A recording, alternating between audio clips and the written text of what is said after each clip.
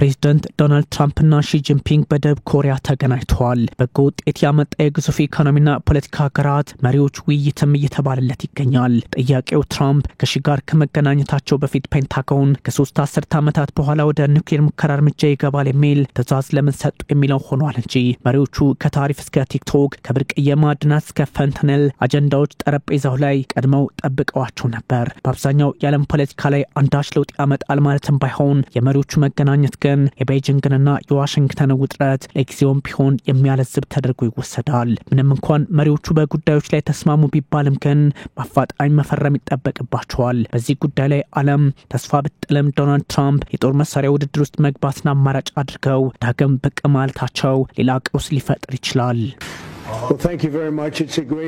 አመሰግናለሁ። ከወዳጄ ጋር እዚህ በመገኘቴ ታላቅ ደስታ ይሰማኛል። ካሰባችሁት በእርግጥም ከረጅም ጊዜ በኋላ የሆነ ነው። እጅግ የሚደነቁና የተከበሩ የቻይና ፕሬዝዳንት ናቸው። እናም የተወሰነ ውይይት ይኖረናል። እንደማስበው ብዙዎቹን የተስማማንባቸው ነጥቦች ናቸው። በተወሰኑት ላይ ደግሞ አሁን እንስማማለን።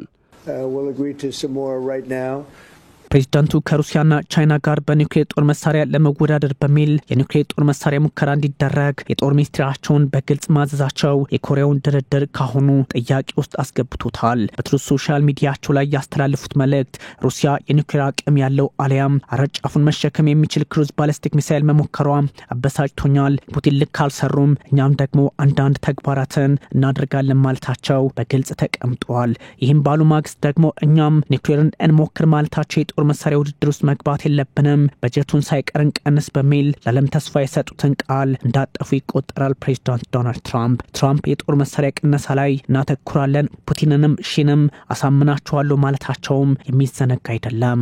አሁኑኑ ፔንታጎን የኒውክሌር ሙከራውን እንዲጀምር አዘዝኩ ያሉት ፕሬዝዳንት ዶናልድ ትራምፕ ታዲያ የሰላም ኖቤል ሽልማትን እየተመኙ ምነክቷቸው ወደ አስከፊ የኒውክሌር ጦር መሳሪያ ውድድር አገራቸውን መልሷት የሚል ጥያቄም በፕሬዝዳንቱ ላይ እየተነሳባቸው ነው። ፕሬዝዳንቱ ጥያቄውን ሲመልሱ ግን አፈጣጠሬ አሜሪካን ታላቅ ማድረግ መከናሜካ ጋያገን ማጋ ነው በሚል ምላሽ ሰጣሉ። ቤጂንግና ሞስኮን ዋሽንግተን በፖሊሲዋ ውስጥ በጥንቃቄ መመልከት እንዳለባትም ትራምፕ እምነታቸው ከሆነ ዋላ አድርብሏል። በእርግጥ ሁሉም የአሜሪካ ፕሬዝደንቶች አቋም እንደሆነ ይነገራል። የኒውክሌር ጦርነትን ዓለም በቅርቡ አታየውም የሚል ሀሳብ ሚዛን ሊደፋ የሚችል ቢሆንም አሁን ላይ ደግሞ ሶስቱ ሌላ ሀያላን ከዚሁ አዙሪት አለመውጣታቸው ያው ስጋቱን ያከፈዋል። ከ1992 ወዲህ ለመጀመሪያ ጊዜ በአሜሪካ ምድር ሊሆን የሚችል አደገኛ አጋጣሚም ነው እየተባለ ይገኛል። ሐሳቡን አደገኛ የሚያደርገው ከፕሬዝዳንት ሺ ጋር የተነጋገሩት ትራምፕ በጉዳዮች ላይ ትኩረት ያደረጉት በተለይም ንግድ ላይ መሆኑ ሲሆን እጅግ አስቸጋሪ ጊዜ ሊመጣ እንደሚችልም ፍንጭ ሰጭ ነው። ፕሬዝዳንት ትራምፕ እኔ እርሶን ስላገኘሁት ደስ ይለኛል። እርሶን ዳግም ማግኘት እጅግ ደስ ይላል። ምክንያቱም ከተገናኘን ብዙ ጊዜ ሆኖናል። ዳግም ከተመረጡ በኋላ ለ3 ጊዜ ያህል በስልክ አውርተናል። ብዙ ደብዳቤዎችንም ተለዋውጠናል። በሚስጥርም ግንኙነት ነበረን።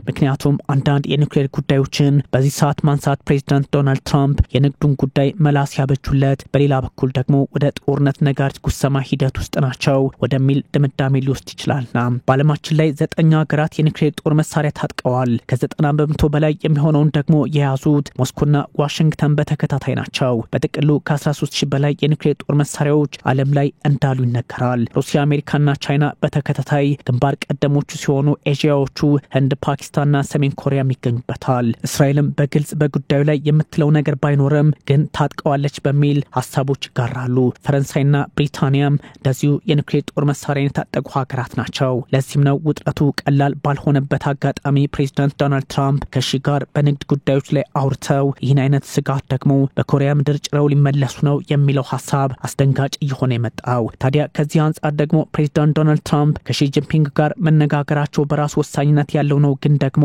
ፔንታጎን ኒውክሌር ይሞክር ብለዋልና ችግሩ ውስብስብ ነው የሚባለው።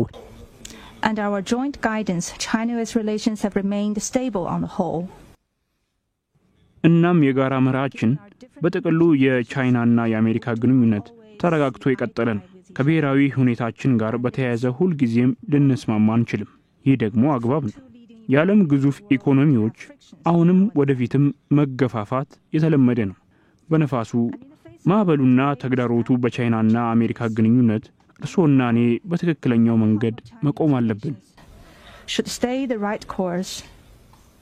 ሺ ጂንፒንግን ለ3 ጊዜያት ያህል በስልክ እንጂ ከ2019 ወዲህ በአካል አግኝተዋቸው የማያውቁት ዶናልድ ትራምፕ በርካታ ጉዳዮችን በደቡብ ኮሪያ ለሺ ጂንፒንግ አንስተውላቸዋል። በተለይም መሪዎቹ መገናኘታቸው ምን ጉዳይ አነሱ ከሚለው ውጪ የዓለም ትኩረት ሆነዋል። ሚሊዮኖች የቻይና ኢንተርኔት ተጠቃሚዎች በዋነኝነት የሺና የትራምፕን ግንኙነት በተለየ ሲያንሸራሽሩት ነበር። ልክ እንደ ኤለን መስኩ ኤክስ ሁሉ በቻይናው ዌይቦ ከ250 ሚሊዮን በላይ እይታ መመዝገቡ በእርግጥም አነጋጋሪ ሆነዋል። ታሪካዊ ቅጽበትም ባለ ይገኛል በቤጂንግ። ትራምፕ ከሺ ጋር የንግድ ስምምነት ላይ ደርሰናል፣ በአፋጣኝም የሚፈረም ነው በሚል ሐሳባቸውን ያጋሩ ይገኛል። መሪዎቹ ደግሞ የየራሳቸውን ህዝብ ፍላጎት ግምት ውስጥ ከማስገባት አንጻር የሚፈልጉትን አግኝተዋል እየተባለም ነው። ቀደም ሲል በማሌዥያ ድርድር ያደረጉ ተወካዮች ለትራምፕና ለሺ አጀንዳውን አቀረቡት እንጂ ቀድሞ ያለቀ ጉዳይ ነው መባሉ ደግሞ ሌላ አይነት ትርጉም የሚያሰጥ ሆኗል። የሁለቱ አገራት ግንኙነት አሁንም ሻክሮ የሚቀጥልበት አጋጣሚ የሰፋ መሆኑን የሚጠቁም ነው። ከዚህ ሻገርም መሪዎቹ ተስማሙ እንጂ ምን ፈረሙ ከተባለ ምላሹ ምንም ሆኑ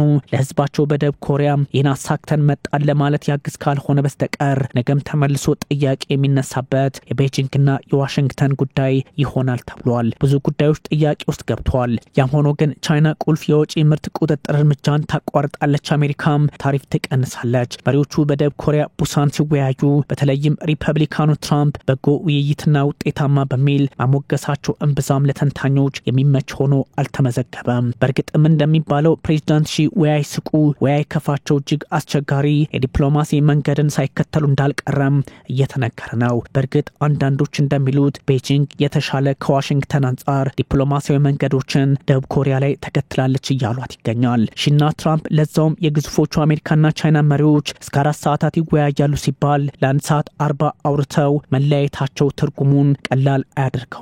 ምክንያቱም 2 ሰዓት ተኩል ድረስ በቅርብ እንኳን ከፕሬዝዳንት ቭላድሚር ፑቲን ጋር ትራምፕ ማውራታቸው ይታወሳልና ብዙ ጉዳዮች ላይ መነጋገር አልፈለጉም አሊያም ስጋት ባዘለ መንገድ ውይይቱን አድርገውታል ነው ሐሳቡ። ትራምፕ ግን ውይይቱን አስደናቂ ብለውታል። ሺና ትራምፕ ተመሰጋገኑ፣ የአሜሪካንና የቻይናን ጉዳይ ከግላቸው በላይ አልሄዱበትም የሚል ሐሳብም በመጋራት ላይ ይገኛል። ይሁንና ፕሬዝዳንት ሺ የታላቅ ሀገር ታላቅ መሪ ናቸው።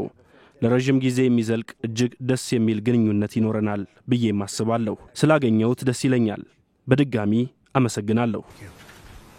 አሜሪካና ቻይና በታሪፍ ጦርነት ውስጥ በመሆናቸው ለጊዜው የንግድ ጦርነት ወደ ማቆሙ አካሄዳቸውን አደረጉት እንጂ አንዳች አዲስ ነገር ላይኖር ይችላል፣ ዘላቂነቱም ጥያቄ ውስጥ ነው የሚል ሐሳብም ተነስቷል።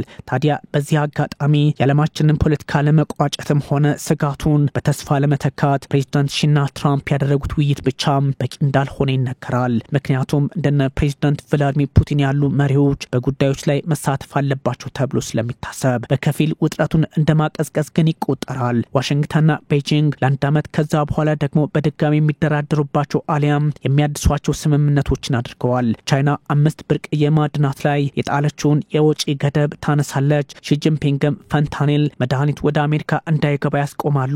አሜሪካም ከዚሁ ጋር በተገናኘ የጣለችውን የ20% ታሪፍ በግማሽ ትቀንሳለች። በጥቅሉ በቻይና ምርቶች ላይ የተጣለው 57% ታሪፍ ወደ 47% ዝቅ ይላል ማለት ነው። ቻይና ደግሞ ከአሜሪካ የምታስገባውን የአኩሪ አተር ምርት ግዢ ትመልሳለች። አንዳቸው በአንደኛው ላይ ታሪፍ መጣልን ያቆማሉ። የቴክኖሎጂ ምርቶችም ቁጥጥር ይቀንሳል። በመርህ ደረጃ በርካታ ስምምነቶችን አድርገዋል። ዛሬ የሺ ጂንፒንግና የትራምፕ ውሏቸው ሆኗል። ታዲያ በመርህ ደረጃ ቻይናና አሜሪካ በጋራ ይሰራሉ። ትራምፕም ቻይናን ሚያዝያ ላይ ይጎበኛሉ። በበርካቶች ዘንድ በበጎ የታየ ጉዳይ ሆኗል። የመሪዎቹ ውይይት በመልካም ቢታየም ቤጂንግና በዋሽንግተን ፖለቲከኞች በአይነ ቁራኛ የሚታዩት የታይዋን ጉዳይ፣ ቲክቶክ ቴክኖሎጂ፣ የምርት ጭነት ጉዳዮች እንደዚሁ አልፈዋቸዋል። እናም የማይተማመን ጓደኛ አይነት ስምምነት ሊሆን እንደሚችል ይገመታል። አሜሪካ አሁን ላይ በንግዱ ከቻይና ጋር ለመስራት በጎ አጋጣሚን አግኝታለች ቢባልም በኒውክሌር ውጥረቶች በሌላ አቅጣጫ የመቀየር ሂደት ላይ መሆኗን የሚያስገነዝብ መረጃ እየወጣ ነው። ከ1990 ወዲህ ከሰሜን ኮሪያ ውጪ ማንም ሀገር በግልጽ የኒውክሌር ጦር መሳሪያ ሙከራ አድርጎ አያውቅም በሚባልበት አጋጣሚ የታላቋ አሜሪካ መሪ አሁን አዝዣለሁ ማለታቸው ይህን ጥያቄ ያበረተዋል። አሜሪካ የመጨረሻውን የኒውክሌር ሙከራ ያደረገችው በፈረንጆቹ ከሶቪየት ህብረት መፍረስ በኋላ እንደነበር ይነገራል፣ ዲቫይደር በሚል ስም። ታዲያ ይሄኛው ደግሞ ሌላ አጋጣሚ ዛሬ እንዳይፈጠር በርካቶች ስጋታቸውን ያስቀምጣሉ። ዛሬ ላይ ፕሬዚዳንት ዶናልድ ትራምፕ አሜሪካ ቁጥር 1 የኒውክሌር ባለቤት ናት ቢሉም ሩሲያ ከ5500 በላይ የኒውክሌር አረጫፎችን ትይዛለች፣ አሜሪካ ደግሞ 5044 ተብሏል። ይህ ደግሞ አጋጣሚውን ሌላ መልክ ሊያሰጠው ይችላል። ለዚህም ነው የቻይናው ፕሬዚዳንትና የዶናልድ ትራምፕ ንግግር ከንግድ አንጻር የሚታይ እንጂ የተለየ ትርጉም ላይኖረው ይችላል እየተባለ የሚገኘው።